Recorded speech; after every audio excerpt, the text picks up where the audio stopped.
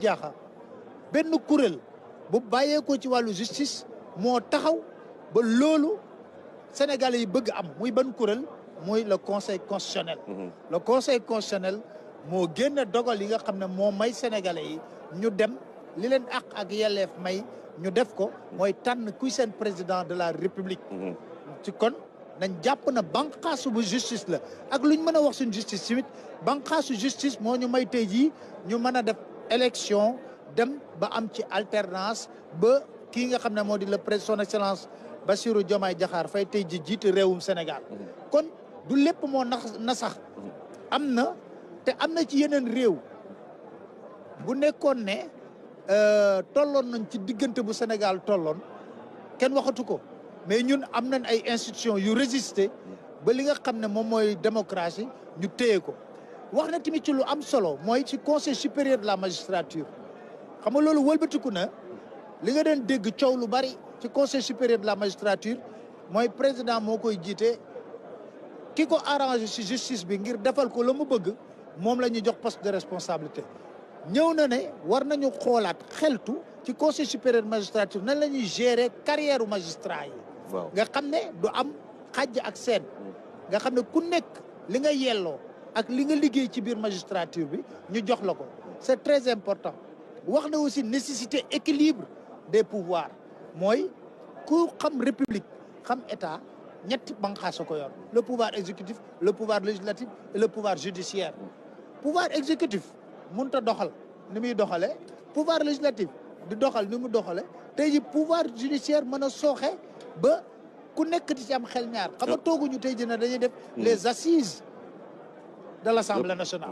dafa ñu tooguñu fii ne dañuy def les assises du pouvoir exécutif mais dañuy joyanti justice bi te nag foog naa ne ñi ñu invité fii muy professeur de droit yi muy les pratiquants muy les acteurs du système judiciaire ñoom ñëpp ñu toog fii ak société civile am ay citoyens am na ñoo xam ne dund nañ kaso xam les conditions de détention xam jafe-jafe yi nga xam ne est-ce que en prison ni ngi respecté ak yelleef parce que jàpp ni dugal ko ci biir kaso yoon la mais ci biir kaso dafa am ak yelleef est-ce que aujourd'hui waruñu xoolaat li nga xam ne 37 prisons la ñu am Sénégal. 37 prisons pour 13 000 quelques personnes.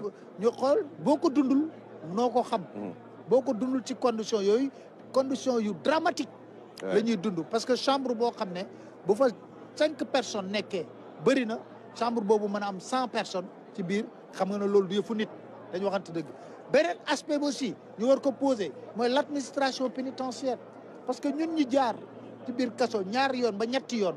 ñoom dañoo am préoccupation parce que soo xoolee administration pénitentiaire keneen mooy jógee ci kaw jiite leen mooy ça veut dire que c'est toujours un gendarme qui vient qui dirige l'administration pénitentiaire ñoom dañ koy revendiquer ne fi mu nekk nii am nañ ñoo xam ne war nañoo mën a jiite administration pénitentiaire. jógee si département justice. administration seen bopp bien sûr am nañ ay inspecteurs yoo xam ne xam nañ lu administration pénitentiaire war a doxee.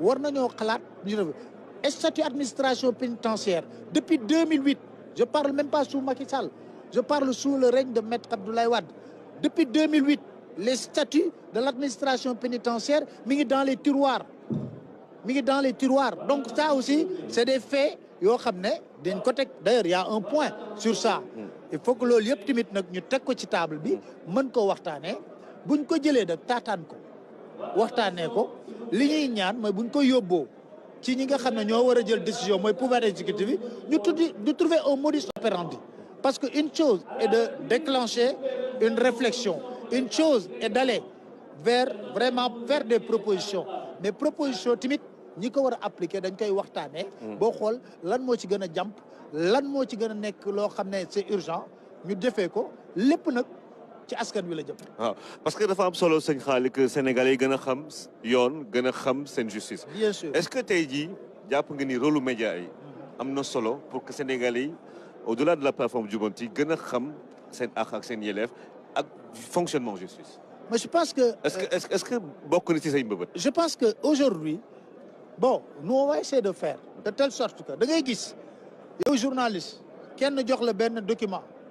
moo leer na document boobu dafa war a dem ci justice Sénégal ngay gis kenn kuy dem ci justice am dëgg sax tiit maanaam yow dans sa bopp xam nga ne yaa am dëgg mais ngay dem di tiit parce que xamoo nu muy fonctionner xamoo ndax di nga am avocat boo xam ne dina topp sa dossier ba mu jeex parce que c'est très compliqué il faut nga am kenn ku la toppal sa dossier nga am avocat boo xam ne day def mbir mi non pas pour xaalis mais da koy def sacerdoce. ba pare magistrat bi am jotu xool ko. magistrat bi am jotu xool ko. donc magistrat bi bu ko xoolee càmbar ko tamit bu koy jël décision mu leer na la kii fu mu ko teg même sa avocat da lay wax la fi magistrat bi teg décision bi mënoo ci dara mais beneen aspect boo xam ne aussi ñu bari dañ koy poser comme débat mooy lan le juge a souvent les mains liées. Article 80 c'est un débat dañ koy poser xam nga ne ko offense au chef de l'État tey jii ala kulli aali bu procureur visé article 80 da ngay jàll kaso le juge te dit je les mets liés. article 80 ak yeneen article yu nekk ci code de procédure pénale c'est des articles yoo xam ne boo ci waxtaanee ak même les juges qui sont honnêtes dan lay wax ne la c'est des articles liberticides qu'on a hérité du temps colonial. maanaam tubaab bi moo ko fi bàyyi. moo ko fi bàyyi. waaw léegi nag est-ce que léegi ñun suñu réew nu ñu bëggee mu doxee est-ce que waruñoo toog xalaat ne article yooyu war nañ ko teg mu def toilettage article yi. xool yenn article liberticide yi. cela ne veut pas dire que nag c'est la porte ouverte à des dérives. parce qu'il faut tout encadrer. parce qu'on ne peut pas se permettre aussi surtout avec le phénomène des réseaux sociaux.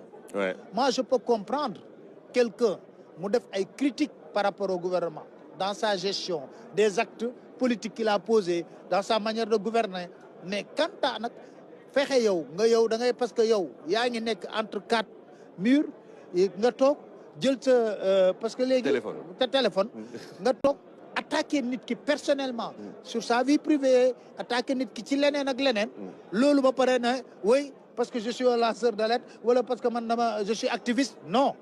Un pays a besoin d'être encadré. On a vu des pays yoo xam ne ñooñu gën a sori ci démocratie. Je veux parler des États-Unis, de la France. Mais quand il y a ces dérives-là, mais la justice sanctionne. Bien sûr. Donc il faut aller dans ce sens que il faut tout encadrer. Ouais. Mais les articles liberticides, parce que procureur pour man ba ministre bi nga xam ne warul mën a war nañoo xool.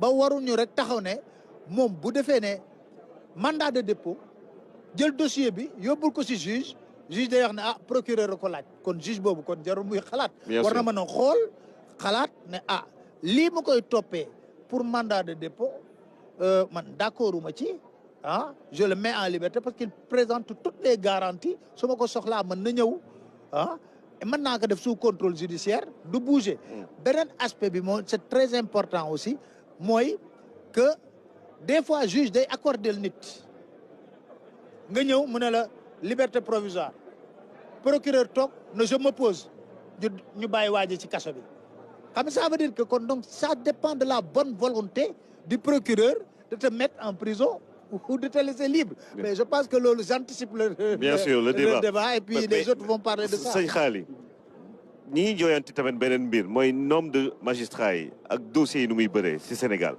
est-ce que loolu war nañ ci mën a am saafara fu ñu toll nii. waaw war nañ ci mën a am saafara parce que aussi comme exécutif mi ngi fi te ñoom ñooy jël ñooy fonctionnaire ñoom ñooy patron des fonctionnaires xam nañ ne le ratio nombre de magistrats population du Sénégal c'est un ratio qui est démesurément déséquilibré boo xoolee nañ la wax ne quelques 500 magistrats sur 18 millions de population bërki Dembo Ndiaye am na si nekkul ce débat for naa ci ay kilifa ñu ne boo xoolee le nombre de notaires c'est moins de 50 le nombre de huissiers moins de 50 ak ñeneen sur 18 millions de population du Sénégal te ñëpp dañuy soxla justice tey ñu woo la nga dem foofu ñu téye la teg la fenn war laa atte te ña la war a atte nekk am loo xam ne ni pile de dossier bu nekk ci ñoom la loolu ndem kilifa yi ñoo xam nañ li xew te nee nañ tokk ci seen nopp te xam nañu itam bëgg nañu feral rongoñu askan wi koñ du leen ci soññ xam nañ ko tey lu ñu dund rek ñoom dund nañ lu ko raw lu ñu xam nañ lu ko raw kenn mënta nettali géntu moroomam kon nag ndokk ñoom ba ñu xamee loolu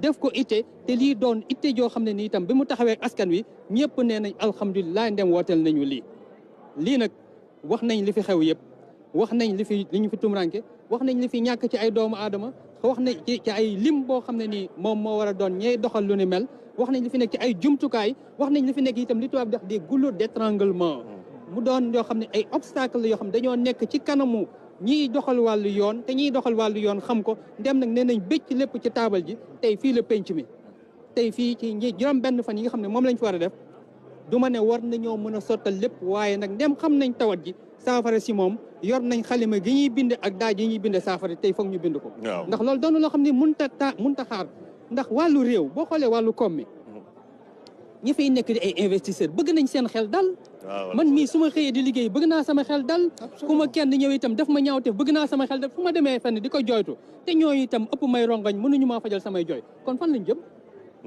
te daf pilier wax professeur Babacar gi wax la justice c'est la boussole c'est un pilier de notre démocratie loolu xam nañ ko xamee nañ ko léegi nag ndem loolu xam nañ ko nag bu ñuy wax tey wàllu pétrole wàllu gaz wàllu leneen ak leneen daan nañu dund te amuñu loolu li ñu gën a bëgg tey mooy ku toppatoo ak sàmm wareef ak yelleefu doomu aadama yi bu ko defee ñun ñi seen xel dal as gor loolu moo koy téye ndax kat daan nañu fi dund ay at suñuy maam daan nañu fi dund ay at amuñoon pétrole amuñoon gaz amuñoon len te teewuñu taxuñoo fande taxuñoo dëñe ngor googu ñu nekkoon nag mën nañ cee wëy waaye nag ngor lañ wax ngor nag dafa am loo xam ne moo koy laytaay moo doon seen wareef ak seen yar kenn bañ koo fell ndax ku ko fell nag mën nga koo jaay sa bagante amee lan mën na la cee fekk. dañ koy tàmm di wax connaître ses droits et faire ses devoirs. C'est pour ça, Pape Alé, je vous demandais tout à l'heure, est-ce que vous pensez qu'il est aujourd'hui urgent de promouvoir le débat sur la justice, sur les questions de justice, sur l'éducation à la justice, à travers les médias comme la RTS que vous dirigez aujourd'hui? Absolument. Je pense que ça urge d'ailleurs. Ça urge. Mais quand même, comme pour reprendre un peu certaines déclarations des jeunes, pour dire qu'avec tout ce qu'on a vécu ces dernières années, on connaît pratiquement tous les termes. Retour de parquet, contrôle judiciaire, tout le monde. Vraiment, on connaît les termes. Hein, parce que les jeunes ont si fréquenté les tribunaux à travers des arrestations multiples. Bref, pour moi, c'est une page qui est tournée. Aujourd'hui, on cherche à ouvrir une nouvelle page. Et je pense que Khaly Seck a dit quelque chose qui est très important et fondamental. Un investisseur, le premier baromètre d'un investisseur dans un pays, c'est d'avoir une justice crédible, libre et indépendante. Parce qu'il vient mettre son argent. Il veut savoir s'il y a un problème avec l'État ou une tierce personne. Est-ce que la justice va trancher de manière libre, honnête et indépendante? Et on parle de gaz, de pétrole, de tout cela. Et puis, éviter les contentieux. Ça, c'est une garantie qui est fondamentale pour les investisseurs. Le Sénégal est un pays attractif. Parce que quoi qu'on puisse dire, à l'heure actuelle, on a pensé que le pays va sombrer et tout ça. Mais nous avons aussi... J'ai toujours dit que les Sénégalais ont décidé de régler tous leurs contentieux politiques par la voie des urnes. Ouais. C'est peut-être les hommes politiques qui parlent, mais vous verrez jamais les Sénégalais, ils disent « attendons jusqu'aux élections ».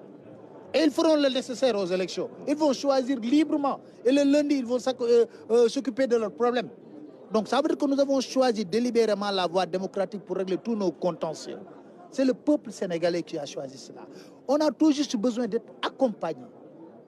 Parce que souvent, le peuple se pose des questions sur sa justice. Et c'est légitime. Ouais. Parce qu'on a vu des actes qui ont été posés par la justice et que même, il y a des magistrats qui pensent qu'il est temps, ils l'appellent un DEP ouais. collectif au niveau parce qu'il y a des magistrats qui sont libres, qui veulent vraiment redorer le blason de leur métier pour qu'on puisse faire un travail véritablement accepté.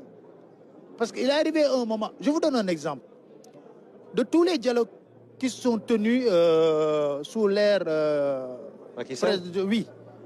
À chaque fois qu'on a proposé qu'un magistrat préside, les politiciens ont refusé. Or, quand vous regardez les dialogues politiques au précédent, avec Sou Diouf, Sou Wade, Sou Diouf, on a eu Kéba Mbaye, on a eu Diaïté. C'est de hauts magistrats qui ont présidé ces dialogues politiques. On a débouché sur le code électorale où Diouf disait je ne vais même pas changer une virgule. Et on a aussi Diaïté. Mais les policiers ont refusé systématiquement qu'un homme de la justice puisse venir présider les rencontres. Et c'est un ancien ambassadeur.